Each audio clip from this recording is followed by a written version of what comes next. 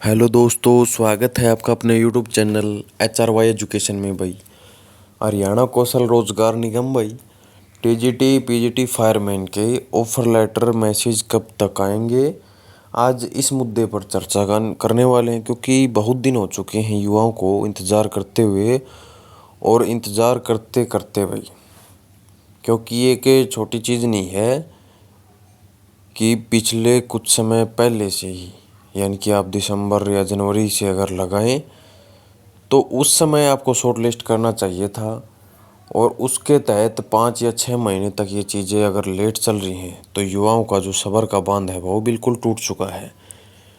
तो आज इसी मुद्दे पर बात करने वाले हैं कि कब तक आखिरकार आपका शॉर्ट लिस्ट मैसेज आएगा, कब तक आपको खुशखबरी मिल सकती है, आएगा या नहीं आएगा, क्या कुछ है पॉलिसी में अमेंडमेंट यानी चेंजिंग भी हो गया। देखो भाई, चेंज का तो कुछ ज़्यादा बड़ा था नहीं, क्योंकि चेंज तो पहले से ही हो चुका था, मोहर लगनी बाकी थी। क्योंकि जो पहले भी जो शॉर्ट लिस्ट किए गए थे वो 80 में से ही किए गए थे और अब तो कन्फर्म ही 80 मार्क्स कर दिए गए हैं। तो ऐसे में अब पॉलिसी में अमेंडमेंट भी हो चुका और डिमांड की बात करें भाई, डिमांड भी भेजी जा चुकी है। डिमांड तो भेजी क्या जा चुकी, पहले भी थी डिमांड दो कि भाई टीजीटी की 3400 प्लस जो टीचर हैं उनकी आवश्यकता है और सफाई जो कर्मचारी हैं भाई उनकी आवश्यकता है 8 साढ़े 8 हज़ार के आसपास। तो डिमांड तो उनकी जा चुकी है, ऐसा नहीं कि डिमांड नहीं है, बगैर डिमांड के कोई है। लेकिन ये लिस्ट पहले भी जारी कर सकते थे, लेकिन वही कोई मान सकते भाई बहाना हो गया भाई। और बहाना भी क्या कि पॉलिसी में थोड़ा अमेंडमेंट हुआ, रूल रेगुलेशन चेंज, बाकी कुछ नहीं। 80 में से शॉर्ट लिस्ट करने थे, 80 में से लिस्ट पहले भी तैयार थी, लगाने की डील थी। लेकिन फायरमैन या एलएम ऐसे या और अदर जितनी भी पोस्टें हैं तो क्या उनकी भी आवश्यकता है या उनके भी ऑफर लेटर आएंगे या नहीं आएंगे। तो भाई देखो, डिपार्टमेंट भले ही कोई सा भी हो, हर एक डिपार्टमेंट के अंदर हर एक पोस्ट के ऊपर भाई कोई ना कोई कर्मचारी चाहिए ज़रूर होता है।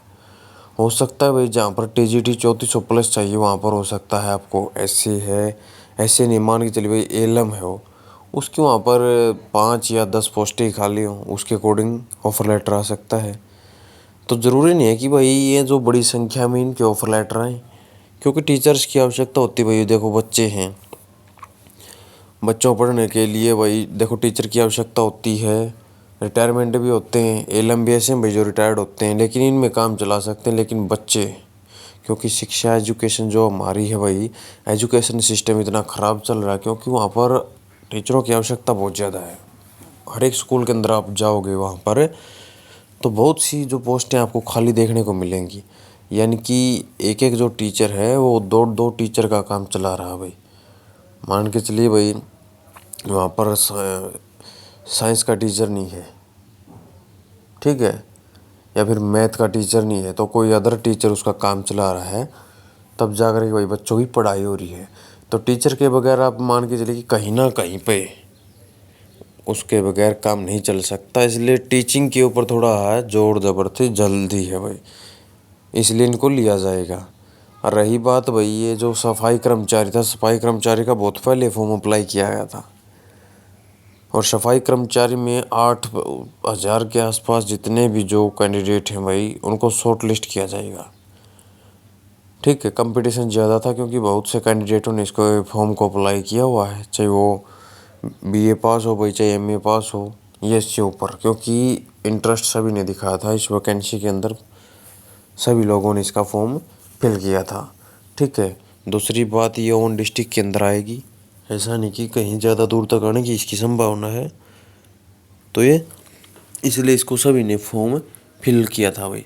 दूसरी चीज़ ये देखने को आती है भाई कि टीजीटी के तो 3400 के आसपास ऑफर लेटर आएंगे, क्या पीजीटी के आएंगे भाई? पीजीटी का जो है, क्योंकि कई बार देखो सुनने भी आ रहा है कि पीजीटी को प्रमोशन यानी कि टीजीटी वालों को प्रमोट करके ही पीजीटी बना दिया जाएगा।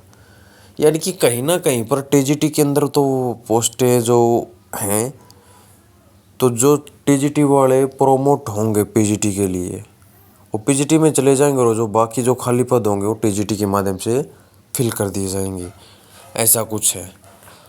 रहती भाई बात फायरमैन की, कि भाई फायरमैन की कब तक आएंगे, क्योंकि पक्की भर्ती थी वो भी पेंडिंग में रह चुकी है, तो सारे के सारे कैंडिडेट वहाँ पर भी नहीं लगाए गए हैं।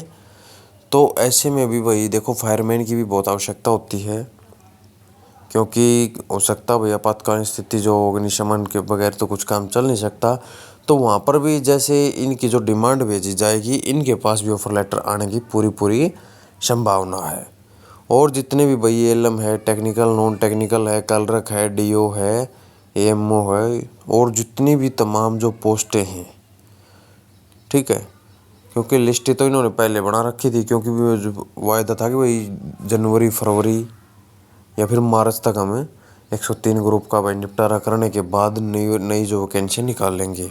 अब पुराने जो कंडक्टर का भी इंतज़ार करें भाई, कंडक्टर का जो कुछ तो वैकेंसियों का वेट करें कि कब तक आएगा, और कुछ जो फॉर्म फिल किया हुआ है भाई वो वेट करे भाई कंडक्टर के लिए शॉर्ट लिस्ट मैसेज कब तक आएगा। तो भाई देखो नई भर्ती भी आने वाली है कंडक्टर की 1000 पदों के ऊपर कौशल के अंदर फ्रेशर जो भर्ती है वो वही जल्द ही आने वाली है। और वो जो नई भर्तियाँ आएंगी वो ये चाहते हैं कि भाई जो पहले पुरानी भर्तियाँ हैं उनको कंप्लीट कर लिया जाए, बाद में हम नई भर्तियाँ करेंगे। ठीक है, ये बात श्योर है कि भाई 1000 वैकेंसी आने वाली है बहुत जल्दी ही। तो ऐसे में भाई थोड़े थोड़ा करके अब देखिए भाई जेबीटी है, जेबीटी का वो निकाल रहे भाई। अब मेवात काडर है उसके अंदर भाई रिजल्ट तो निकाल दिया गया है, और 3 गुना कैंडिडेट को डीवी के लिए बुलाया भी गया है। तो अब ये भी सोच लेंगे कि भाई जेबीटी के तो हमने पक्के लगा दिए, तो जेबीटी की वैकेंसियाँ जो हैं हमें वापस भी ले लेंगे भाई, हो सकता है जेबीटी की ना भी लगाई हैं। ठीक है, क्योंकि पक्की भर्ती दे दी तो नहीं भी लगाएं, लेकिन आरओएच कैडर के अंदर तो बहुत से जो सीटें भाई वैकेंट पड़ी हैं। अब जैसे न्यूज़ जो आपका स्टेट होगा 25 वाला 24 वाला, तो उसके आधार पर वो नई वैकेंसियाँ भी भाई आरओएच कैडर के अंदर आने वाली हैं। तो कहीं ना कहीं आपको पॉजिटिव न्यूज़ मिलने वाली है। मिलते हैं आपसे नेक्स्ट वीडियो में।